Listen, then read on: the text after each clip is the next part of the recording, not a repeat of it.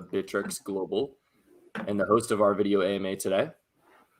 We are featuring Boson Protocol, and our guest is Justin Banon. He is the co-founder of Boson Protocol. And I'd like to say, Justin, thanks for joining us today.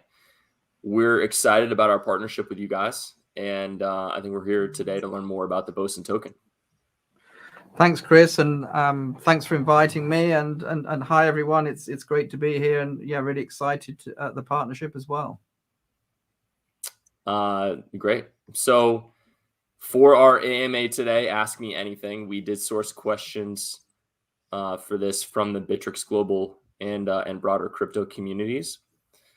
So I wanted to dive in straight away and see what they wanted to know about Boson. So to kick things off, I think let's start high level. So it's always good to get a little bit of background on you and the project and your team. So if you could tell us a little bit about how you guys started, the Boson story, however you frame that, and kind of like the inspiration behind the project itself, I think that'd be really helpful to hear. Sure. So my background is, I'm kind of like I guess part academic, part sort of business entrepreneur. I started out doing a physics degree, and then I started working for a company called Priority Pass, who sold products as like vouchers, products and services as like these physical vouchers. And I did a master's in digital, and thought, what happens if we digitize these vouchers? It turned out to be a really good idea, and scaled that business from about 50 million to about $1 billion per annum sort of digital voucher platform. And then I did another master's for some reason in blockchain. I really got into this kind of the concepts of the business models, incentives, and decentralization. Did a master's in blockchain and thought, okay, what happens if we represent products and services not as digital vouchers but as blockchain vouchers? And that's what really kind of led me to the concept behind Boson Protocol. And met on this second master's, met my co-founder Gregor, who was teaching all the technology courses. And yeah, we went on to the Outlier Ventures inaugural base camp, developed the concept further there, and that this is what took us to Boson Protocol today. I think that dovetails nicely into, or segues nicely into, the next question, which is, what are the main use cases of Boson? You kind of mentioned there briefly, but can you go a little bit deeper? Yeah, well, Boson is actually a general purpose technology. The vision of Boson is to be the decentralized network upon which the future of all commerce will run. So, we're talking about TCP/IP for commerce, like a general purpose protocol. Whenever a buyer and a seller want to transact, that Boson is like the clearing rails for this technology. However, yeah, I mean, even with a general purpose technology, you need to have specific use cases. And so the use case that we are launching Boson with is the use case of Metaverse commerce, and happy to expand on that. It's almost like you're reading my mind and/or our community's mind, because literally the next question on my list is, how do you intend to design the future of the Boson in the Metaverse world? Sure. So if we say that the end vision would be that, all of these different commerce transactions, instead of having like Amazon or some sort of, intermediary between buyers and sellers, you just plug into Boson, a bit like kind of, I don't know, Bitcoin for non-monetary value, for example. That's the grand plan. But we've chosen the Metaverse and Metaverse commerce because the underlying technology for Boson leverages NFTs, which gives us a huge advantage in the Metaverse, where that is a sort of very native form factor, and also, within the Metaverse at the moment, most transactions are sort of just for digital items, but there's a huge demand for physical items. So if you're in Decentraland, for example, and you want to buy a digital wearable, you can do that pretty easily. But if you wanted to buy a physical item, that's problematic. Either you'd have to trust a centralized intermediary or come out of Decentraland, or there's no way currently for for you to go into a store or to approach an avatar and buy something directly, in a crypto native way. And that's what Boson provides. So, we have major global brands that, to start with, we've created an environment within Decentraland called Portal, which is a space which is like a kind of gamified cross between a shopping mall and a sort of an expo, where we are helping brands take that first step into the metaverse by setting them up with stores where there's sort of like gamified quests where these brands, that customers can go and play a quest and go and purchase, let's say, a pair of sneakers as a Boson NFT, make that purchase in Decentraland, and then be able to redeem that NFT in the real world for an actual pair of sneakers. That is really interesting. And of course, we've got experience with Decentraland. I haven't seen it myself, but I've heard that Bittrex has a plot of land in Decentraland. So we definitely need to kind of do a collab and kind of inject some physical items into that world and enable Bittrex users to kind of win and redeem. So let's explore that.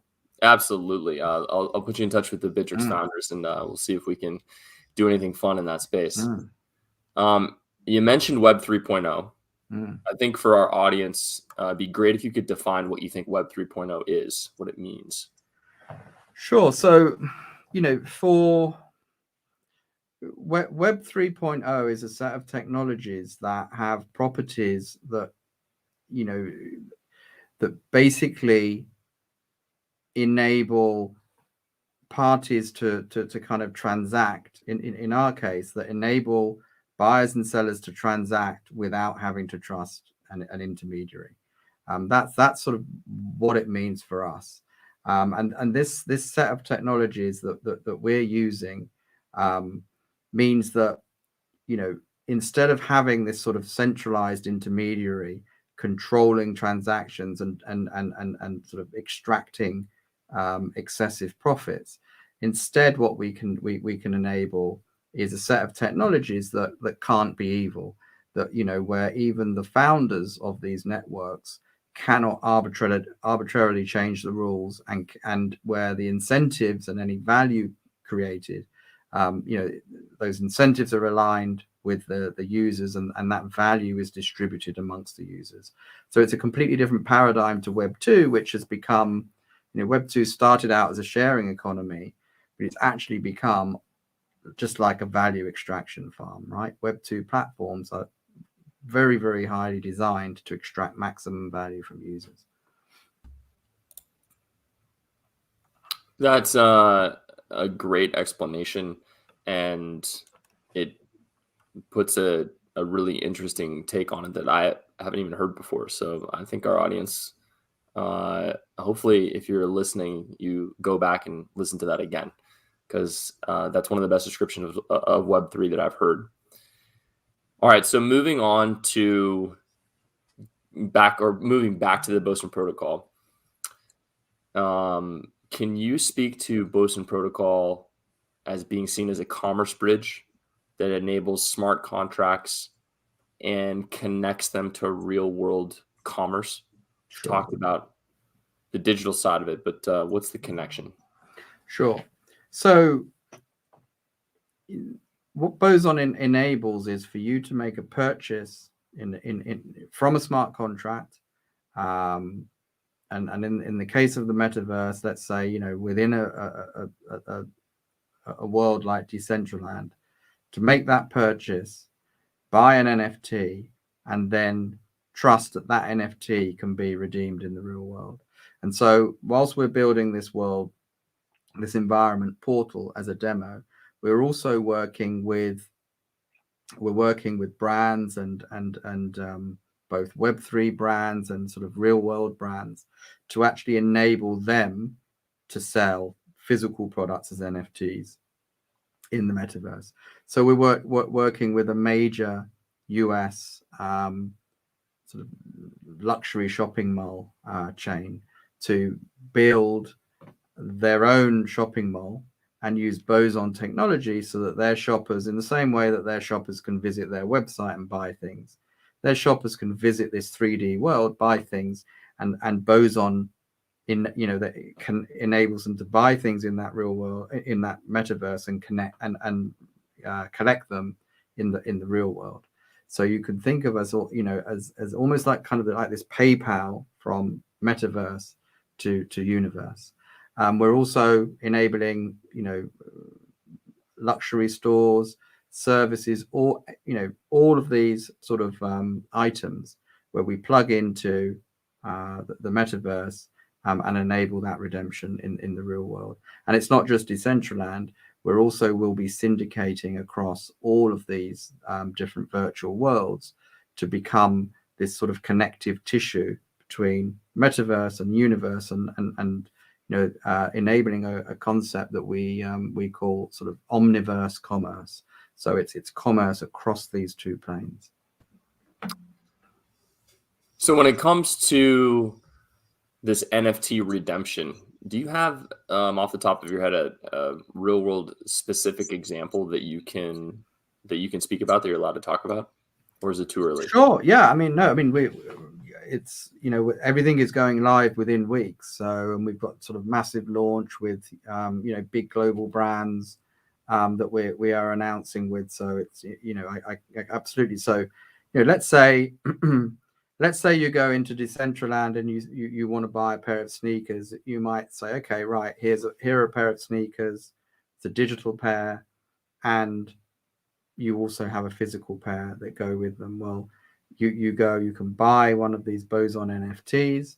It locks up your funds, and then if and when you receive the physical item, the seller will get paid. There are also deposits that penalize bad behavior, and a whole piece of game theory that just incentivizes buyer and seller to behave fairly. And so that whole system, as I've described it, is pretty simple, but it's actually one of the sort of foundational problems in Web3. It's kind of like, it's a bit like the data oracle problem, but for physical assets. And working on that, we have probably about 8 PhDs and one of the best sort of design and development teams in the world. So we've got two the top game theorists in the world working on the game theory. We've got people like Dr. Primavera de Filippi working as an advisor on the legal engineering. We've got the one of the ETH2 protocol design consensus mechanism designers designing our mechanism, and a whole host of others on that protocol design team. Thank you for that. I think that's pretty nice. I'd like to be wearing the same fly pair of shoes in the metaverse that I get to wear in the universe. Absolutely. And, look, our view is that in a few years' time, it's going to be really unusual and uncool to have a pair of, to wear an item of clothing that doesn't have some sort of digital representation, for these things to be paired, not to be paired. I agree. I definitely agree. The whole world is moving that direction. It's exciting. Okay, let's talk about. I'm seeing information here about Portal with a capital P, and the question here starts off with when Portal is fully operated. But what is Portal? So Portal is a space within Decentraland. So when we purchased that land, it was like the largest virtual real estate purchase ever made. It cost us like $700,000 for this premium piece of land. And on that land, it's like an expo. It's like there are lots of different spaces, and an event space, and then all of these sort of like retail spaces. But it's not it's not like a shopping mall because actually our customers are shopping malls. We are the infrastructure to enable, and we don't want to compete with our customers. So it's kind of a gamified environment where you can go play a game, and then you get rewarded by being able to buy, like, I don't know, $1,000 pair of sneakers for like $100 or $50, like this super rare, like special edition sneakers. And yet, you know, the items come with this sort of digital and physical aspects. So it's a real, and we developed this because there is such demand from brands to do metaverse commerce, but they don't know where to start. So we've developed Portal as a place where we can help brands get a footprint, you know, enable them to establish a presence and plug in Boson technology as a kind of, you know, a first step before developing their own in-world store that would then be powered by Boson technology. So when Portal is fully operational, I'm assuming it's not quite yet, based on what you were saying, will there be any differences in tax and shipping costs when compared to traditional ways of digital or online shopping today? Yeah, I mean, there are differences and challenges, but it follows pretty much online e-commerce, rules, etc. But again, there are sufficient differences that brands require some support and some help, and we provide that for them. In terms of, you know, kind of getting all of that sort of stuff, organized for the brands and being this sort of one-stop shop that just enables them to launch within a couple of months this metaverse commerce presence. So if I were to go to Decentraland today and head over to Portal, what would I see? So, well, when we launch, basically you have quite a big space, and there is in the center of that space, there's a large cube that's suspended. And this cube is basically, you go underneath the cube and you get teleported up, and then you're in a game environment, and you go and you play this game, and if you manage to pass, it's quite hard. If you manage to pass through different levels, you get the opportunity of like winning Boson tokens. So that's a real kind of, that's part of, you know, incentivizing people to come to the space and enjoy the other experiences. And then around the space, there are these different environments. So that we've got an event space. We have then various sort of areas that are of different sizes that are given over to brands, where you would go there and play some sort of branded quest. So you might have to assemble some pieces, some blocks to form, I don't know, a statue or something. If you do that, then it unlocks one of these sort of hero items that you can then go, and because you finished the quest, you can purchase it at a really discounted rate, because otherwise, it's like a super scarce item. And so it's really about demonstrating the possibilities of metaverse commerce, but not really in a sort of a shopping mall type paradigm, more in a sort of a gamified, rewarding way. And so, yeah, I mean, there's lots of creativity, lots of ideas and fun, and lots of different creators and community members all kind of coming together and exploring the possibilities of metaverse commerce with Boson. And so for those users that are listening that have never really engaged with Decentraland before, is it a virtual reality experience, a web experience, both? What's the engagement like? It's a 3D web experience, and all you need is like a MetaMask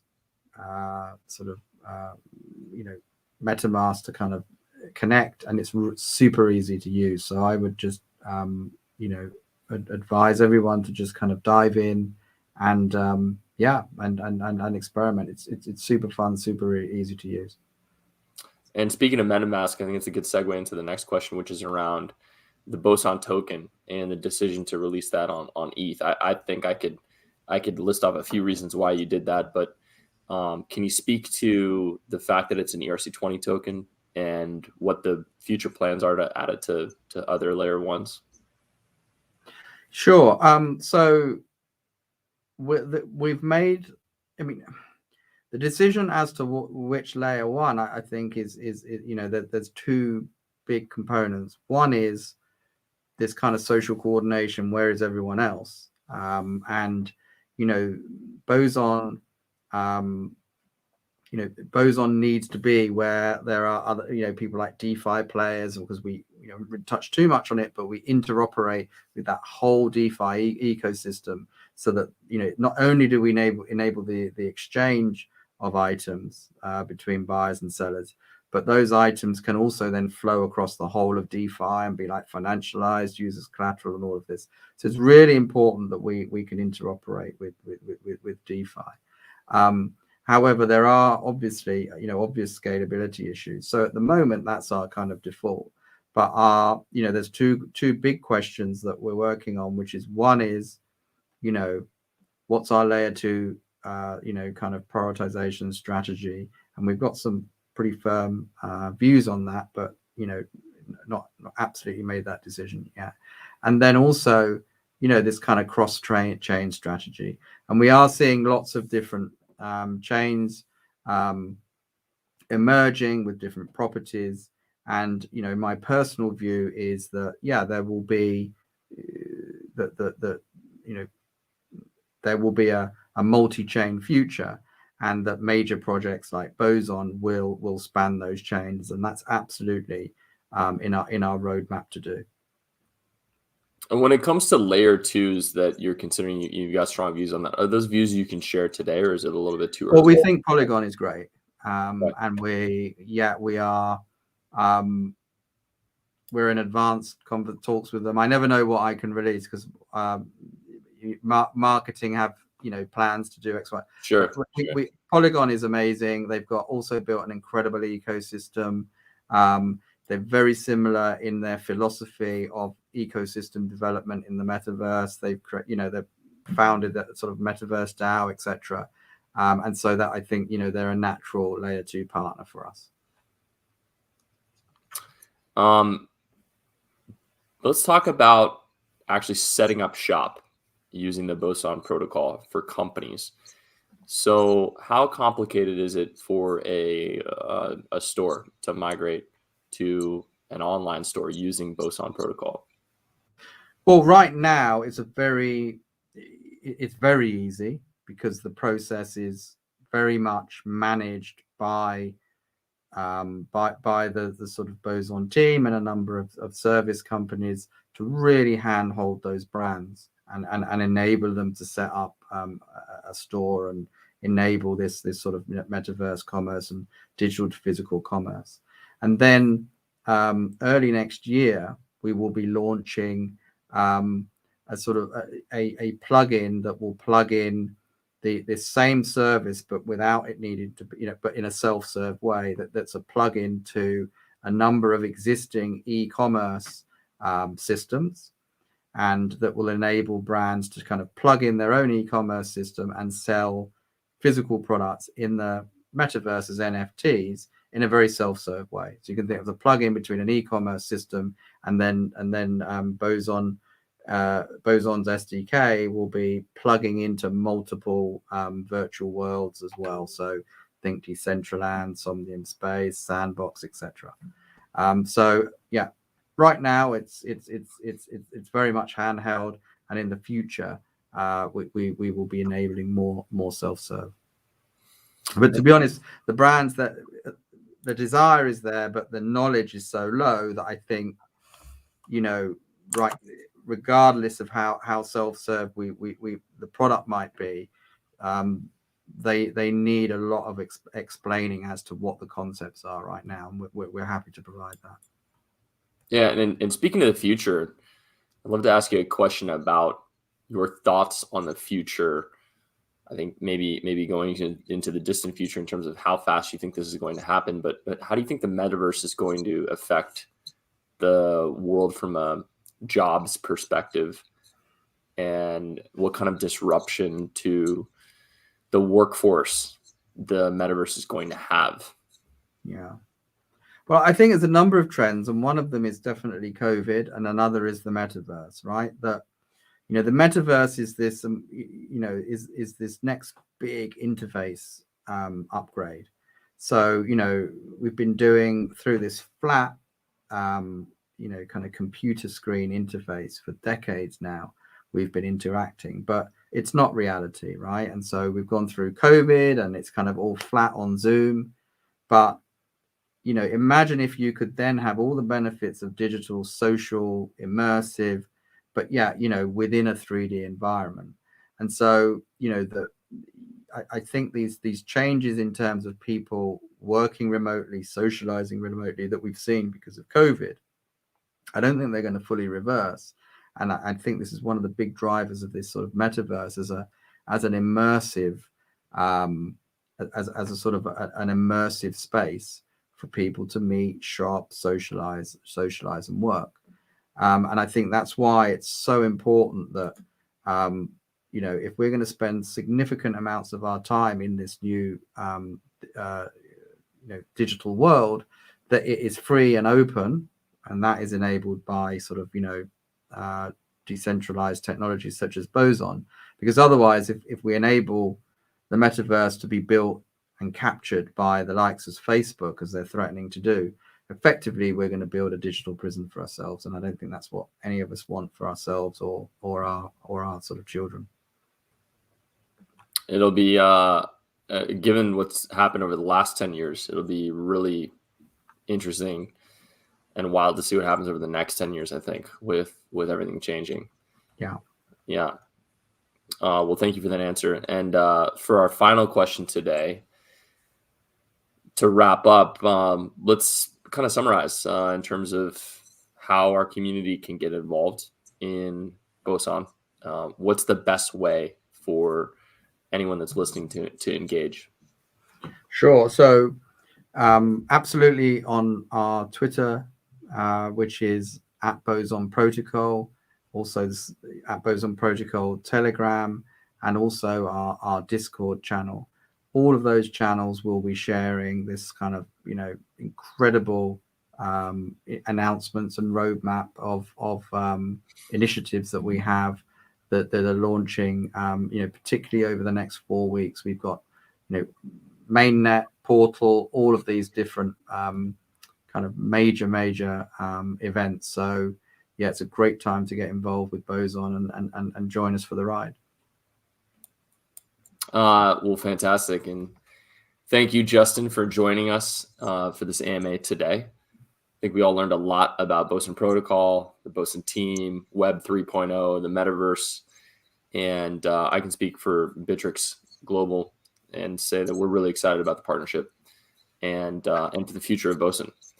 So if our viewers want to learn more about Boson Protocol, again, please go to bosonprotocol.io. That's BOSONPROTOCOL.io. So thanks again, Justin, and have a great day, everyone. Thank you.